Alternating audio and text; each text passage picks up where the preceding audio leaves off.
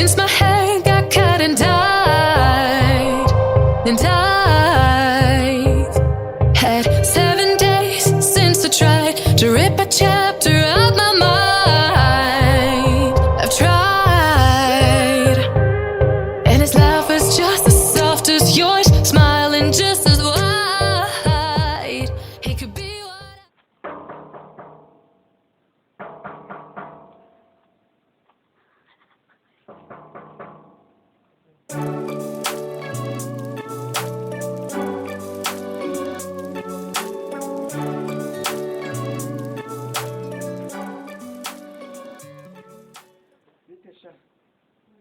Mama wariyo?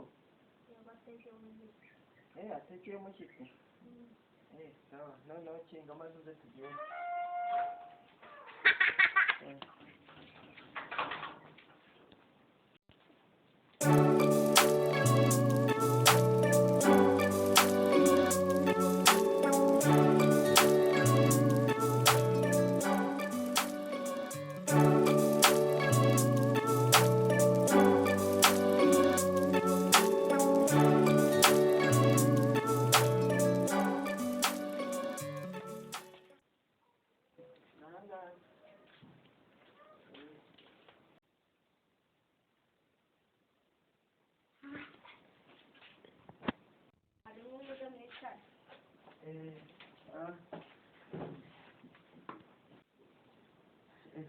Kuriya mwana mbwiye ko merewe ari guteka ya ntawe ni mushyitsi ari gutekera mbwiye buriya wimba witegura sha ugiye gukora akazi no elevu akazi ahubwo reka ntegereze ibiryo mu kanya nanyumva ahubwo reka mbe nsubijemo mu kanya ugiye gukora akazi kawe.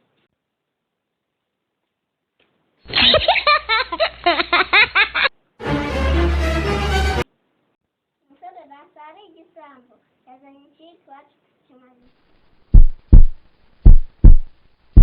Uyu mwana ko agiye kunteza abantu ra nk'ubungubu koko agiye kureba kino kiyiko uti umva sha nyine ntubivuge nyine iki kiyiko nicyo naje nicunze sibyo ntubivuge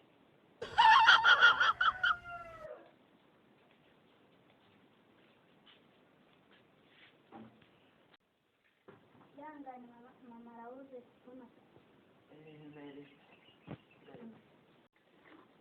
Sinabivuze ngo reba nk'akantu baba bazanye ubu usanga nk'aka warya kangahe ntabwo baba bazi inzara umuntu aba amaranye umwaka umva njye mba ntacyitwaje reka kanza ahubwo mwereke Mama umusozi yavuye mu rugo ariyo ntabwo arongera kujya. uranyumvira kino cyanara uranyumvira usinga ibiki bibwiwe nani ariko mani inzara nari mfite nyumvira